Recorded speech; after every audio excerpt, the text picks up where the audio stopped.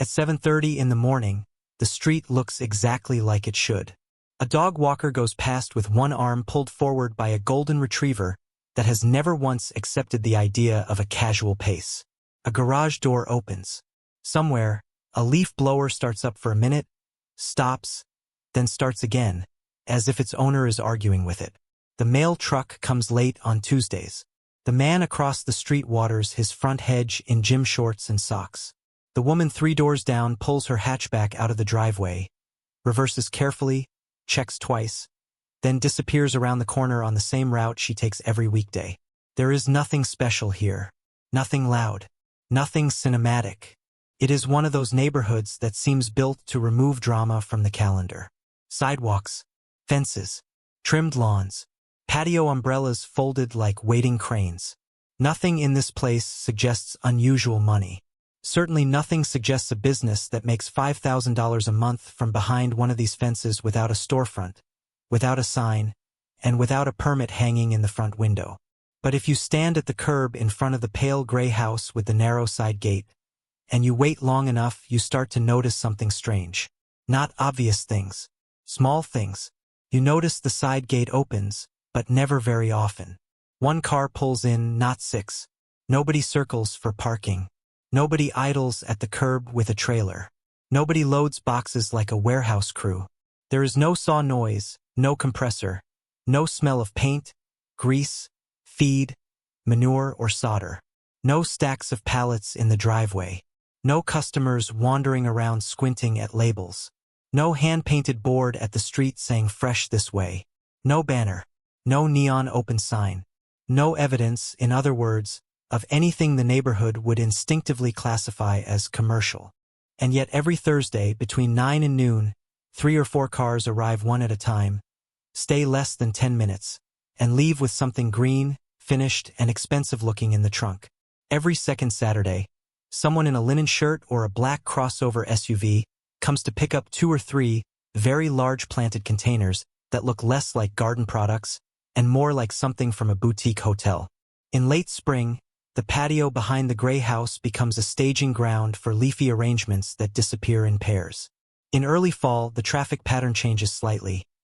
Fewer pickups, more returns, more swaps, more old containers going out and refreshed ones coming back in. If you did not know better, you would think the backyard belonged to somebody with a very serious plant hobby and unusually tasteful friends. That is exactly the point. Because the secret of this place is not that it is hidden. The secret is that it does not behave like the kind of thing that gets shut down. That distinction matters. Most people imagine that if a backyard business survives in a suburban neighborhood, it must be surviving through clever concealment. That is the fantasy version, the rebellious version, the version people like to tell because it sounds sharper than the truth. But the truth is usually less dramatic and much more useful. The truth is that businesses get noticed when they create the kind of friction neighborhoods and cities are designed to notice. Noise, parking spillover, strangers wandering around, visible retail activity, waste, odor, delivery congestion, storage overflow, permanent structures that change use without approval, traffic patterns that make the street feel different than it felt before. A backyard does not get challenged because money exists inside it. A backyard gets challenged when money changes the public behavior of the property. That is what the owner of this gray house understood before the business ever made real money. He did not build a backyard store. He built a backyard studio. That single choice is why the whole thing works. What happens behind the fence is not open retail. It is not a farm stand. It is not a workshop with power tools screaming into the afternoon. It is not a kennel, not a mechanic's yard, not a shipping operation, not a casual invitation for everyone in town to stop by whenever they feel like it. It is an appointment-based container garden studio that creates, refreshes, and rotates high-end patio planters for people who want beautiful outdoor spaces without spending their weekends getting dirt under their fingernails. That sounds small until you realize how many people want exactly that. Not landscaping, not lawn service, not design build. Not a full crew in reflective vests taking over the side yard for 3 days. Just this. A set of containers on a porch or patio or pool deck or restaurant entrance or townhouse courtyard that always look composed, alive, seasonal, and expensive, even if the owner does absolutely nothing but water occasionally. That is the business, not the yard itself. The yard is where the work becomes quiet enough to live. And once you understand that, the title stops sounding like a trick and starts sounding like a strategy. No permit, because in his particular town the activity never crossed into the category that triggered a special home occupation land use permit for low-impact appointment work. No sign, because signs announce foot traffic, and foot traffic would be the fastest way to make the whole thing look like the wrong kind of operation. $5,000 a month, because the money is not in selling random potted herbs for $20. The money is in becoming the invisible hand behind spaces people want to feel finished. That is a different business entirely. The first thing to understand about the backyard is that it was not built for volume. It was built for elegance. That sounds soft. It is not. Elegance in a small space business is operational discipline disguised as good taste. The path from the side gate to the back patio is wide enough for a dolly, but not so wide that it looks like an equipment route. The workbench sits under a slatted shade structure with the deliberate neatness of something photographed for a home magazine. The potting area is clean, but not sterile. Active, but not busy. There are no giant piles of soil in the open. No mountains of plastic pots tumbling across the fence line. No discolored tarps. No wheelbarrows left on display like visual proof of labor. Everything that would read as backyard business from a neighbor's second-story window has been reduced, stacked, hidden, softened, or made beautiful. That was not vanity. That was design with consequences. If your business depends on being neighbor-compatible, your yard cannot look like a place where the neighborhood ended and commerce began. It has to look like the backyard version of a well-run kitchen. You can sense work happen there, but all the work has edges. The containers themselves are what turned that clean discipline into money. Not ordinary nursery pots. Not cheap seasonal arrangements from a hardware store parking lot. The business specializes in what the owner calls finished containers. Though nobody sees that phrase on a brochure because there is no brochure. A finished container is not simply a plant in a pot. It is a ready-made environment. Height, spill, texture, rhythm, and seasonality built into one portable composition. Some are for front porches where the homeowner wants the entrance to look generous year-round. Some are for tiny patios where a person wants privacy without a fence permit or permanent structure. Some are for townhouse courtyards where there is no soil at all, only concrete and aspiration. Some are for restaurants that do not want a landscaping contract but do want their doorway to stop looking like an afterthought. Some are for real estate agents staging exteriors before photography. Some are for older homeowners who still care deeply about how their house presents but no longer want to wrestle 40-pound ceramic pots on a humid Saturday morning. That last group became essential. When people talk about backyard income, they often imagine novelty customers, curious buyers, impulse buyers, hobbyists.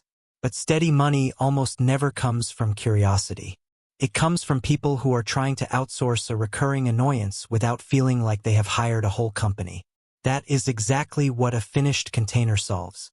A lawn service is too much if all you really hate is the look of your front steps in July.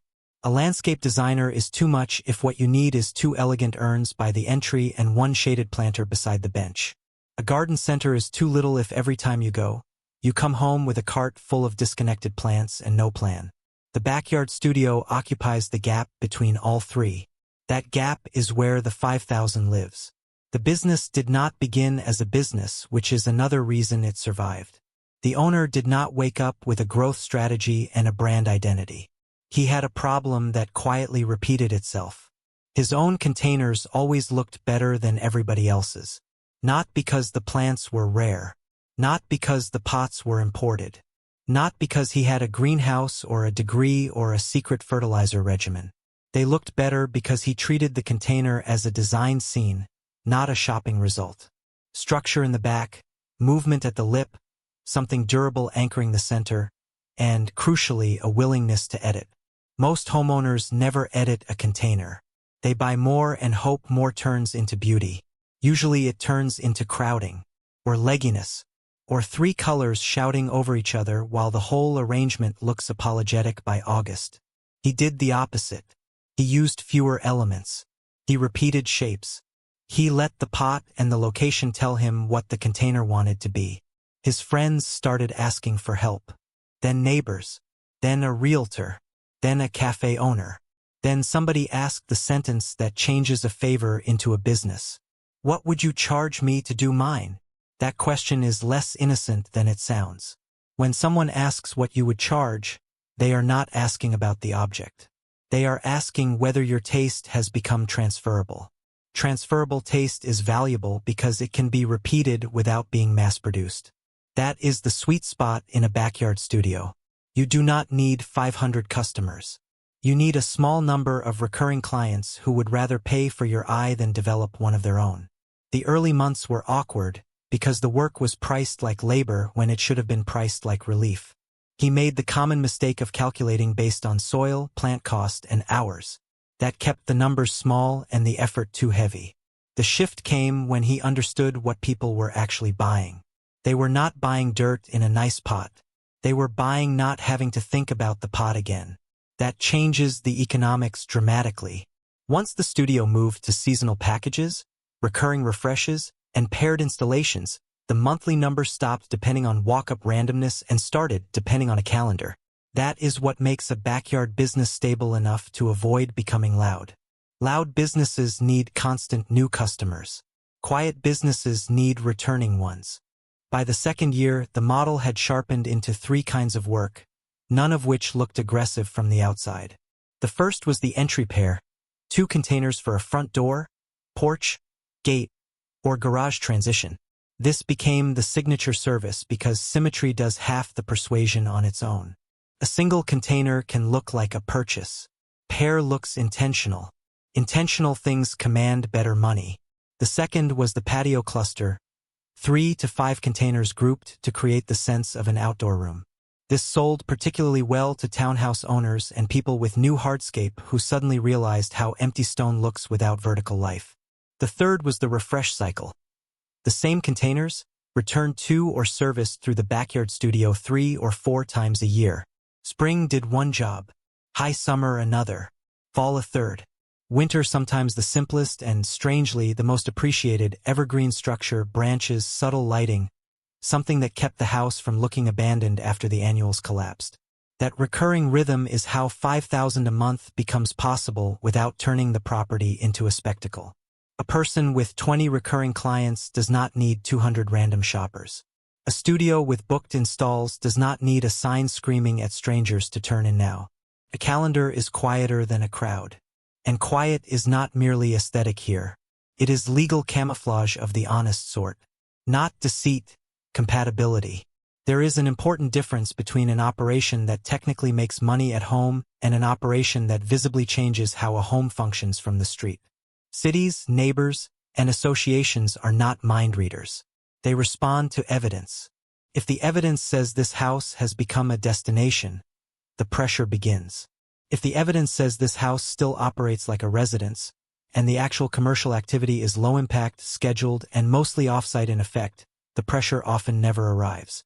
That is why the business has no open hours, no Saturday browsing, no casual come by anytime, no rows of inventory beckoning over the fence. Everything is prearranged. If you are a client, you either send photos, schedule a visit, or pick up at a specific time. If you are not, there is nothing to see from the street. This is not scarcity marketing. It is operational self-defense. He also learned an unexpected rule early. Every item that lingers outside eventually starts to announce your business more loudly than your work does. Empty nursery flats, broken pots, bulk bags, spare trellises.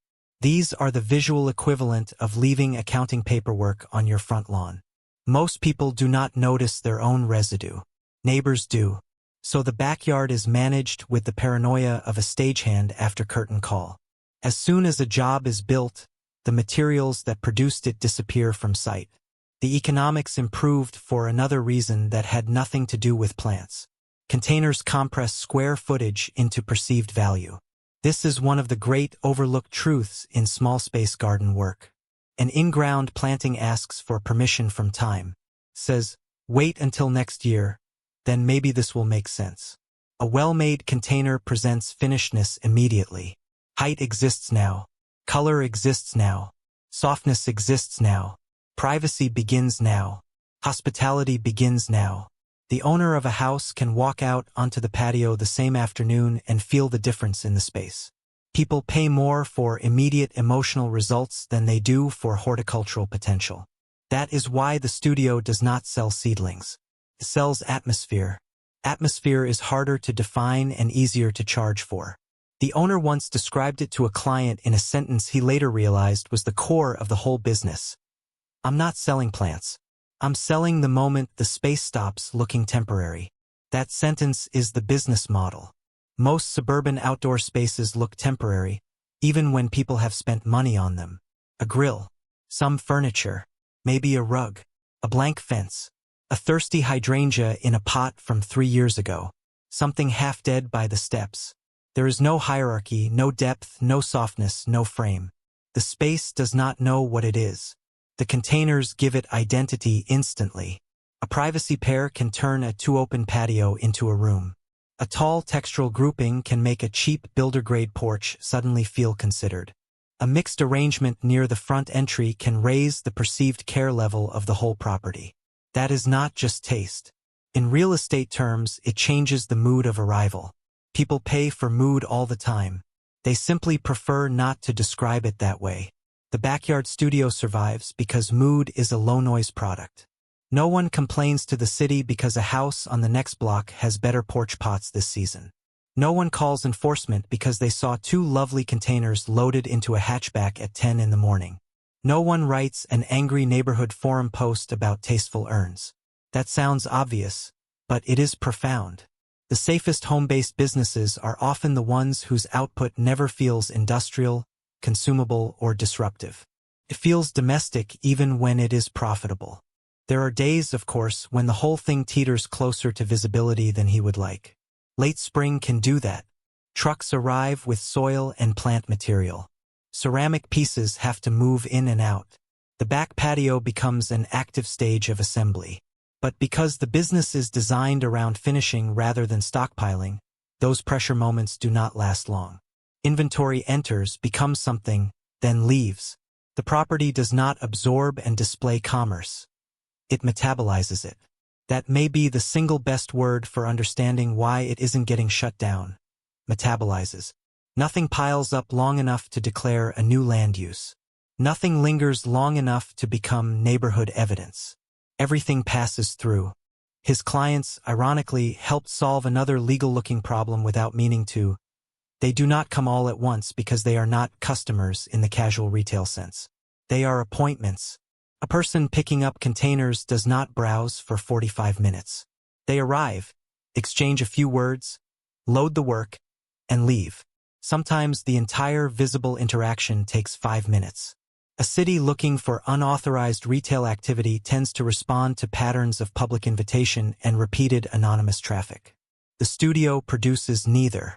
Still, to understand how $5,000 a month is possible, you have to stop imagining a yard full of potted flowers and start imagining the numbers as service architecture. 2 entry pairs at $600 each in a month, including design, materials, and install. That is $1,200. 1 patio cluster at $1,200 to $1,500. 6 refresh visits spread across existing clients at a couple hundred each. 2 restaurant doorway swaps. 1 real estate staging rush before photography. A holiday evergreens week in winter. The point is not the exact menu. The point is that the money accumulates through design decisions and repeat relationships, not through an endless stream of one-off plant sales. The backyard is a place where materials become repeatable calm. Repeatable calm turns out to be very good business. The owner also discovered something counterintuitive. The less he looked like he was in business, the more premium the work felt.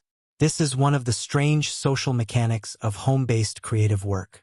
If you look too retail, people compare you to retail. If you look too corporate, they compare you to companies with crews and overhead. But if you look personal, discreet, and quietly booked, people compare you to specialists. Specialists get less price resistance. A sign would have lowered the perceived level of the work, not raised it. A sign would have said, "Come browse." No sign says this is not for browsing.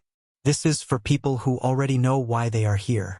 That aura, appointment only, word of mouth, by design not by accident, allowed the studio to stay small without feeling amateur. It also made refusals easier. He did not need to take every job. He could say no to anything that would have increased the visibility cost of the business beyond its value.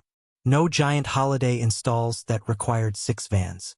No weddings needing a staging yard full of rental pieces. No weekend market pop-ups.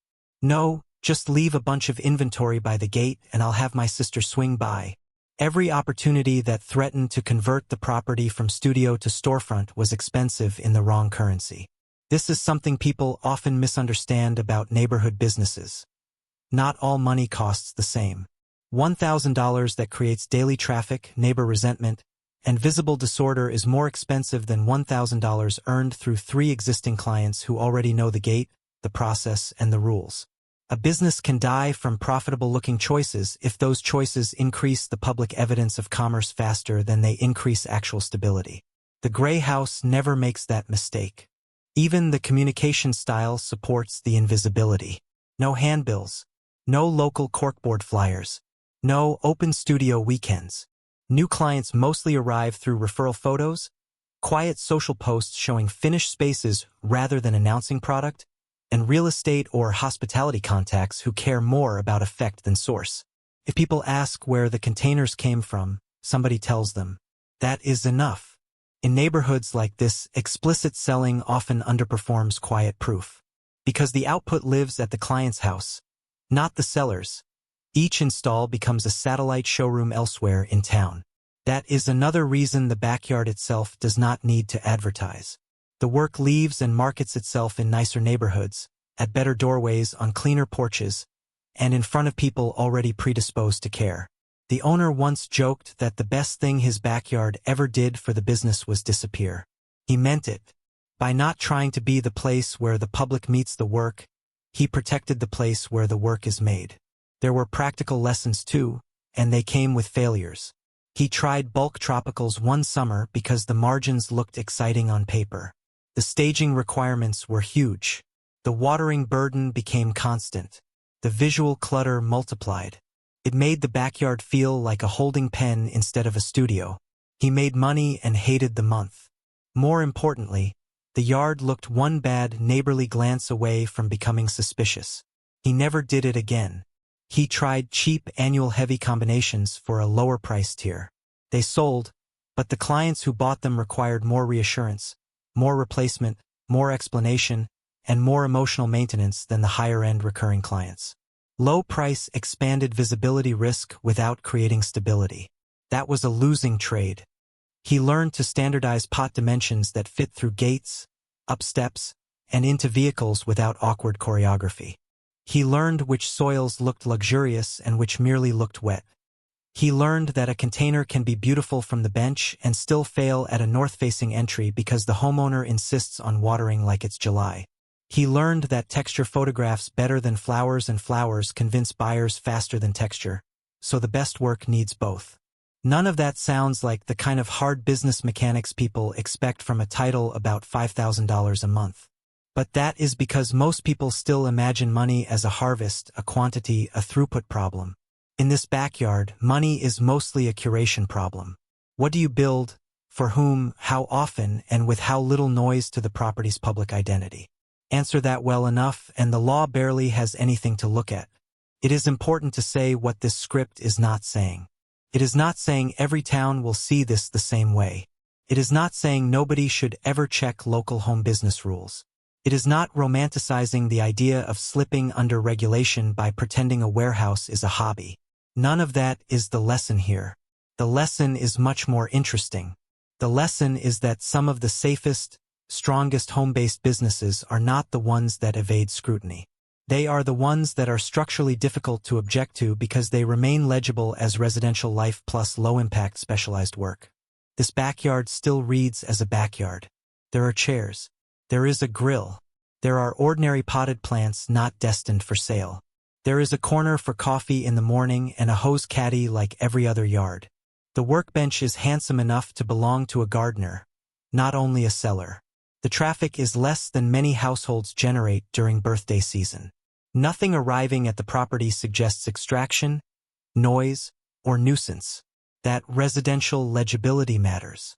It lowers suspicion because it is true. He did not hollow the house out to create a disguised business. He allowed a business to grow only in forms the property could hold without changing character. That is a subtle discipline, and most people never develop it because they chase scale before fit. Fit is everything in a backyard operation. If the business fits the site protects the business. If the business does not fit the site becomes evidence against it. By year 3, the work had become oddly seasonal in a way the calendar taught better than any spreadsheet could. Spring was aspiration season. Everyone wanted hope and symmetry and fresh edges and reasons to clean the furniture. Summer was maintenance of promise. Fall was the season of sophistication. Fewer bright blooms, more texture, grasses, branches, dark foliage, and clients who wanted their house to stop looking like the season was ending. Winter separated the casual from the serious. The people who paid for winter containers were not buying color. They were buying continuity. They could not stand the emotional vacuum that appears when outdoor spaces collapse into neglect after October. Those winter clients became the core. Anyone willing to pay for continuity is telling you something valuable. They do not want to start over emotionally every season. They want their home to stay composed. That desire creates recurring revenue without making a spectacle. The owner eventually came to think of himself less as a gardener and more as a choreographer of thresholds. Front doors, gates, patio edges, restaurant transitions. The places where a person crosses from public to private and wants that crossing to feel resolved. Thresholds are high value because everyone notices them and few people know how to fix them gracefully. The container is the answer because it is architecture you can move. Once you see it that way, the backyard's business logic becomes elegant enough to sound obvious. Work on portable transformations. Store as little as possible. Invite almost no one without purpose. Price for continuity, not labor. Let the output live elsewhere. Keep the production site softer than the work itself. And never forget that your real product is not greenery but composure.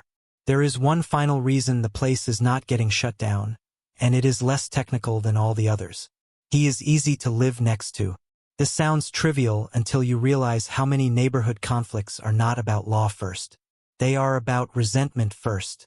A person who waves, keeps the fence line tidy, never blocks anyone's driveway, and does not behave like the rules are for other people buys a form of social patience that no permit can replace. If the property were borderline in some small way, the fact that nobody feels imposed upon matters tremendously. Courtesy is not a legal strategy, but it often prevents legal strategy from being deployed against you. The quietest line in the whole story may be this: nobody nearby feels like their piece is subsidizing his income. That is the threshold many home businesses cross without noticing.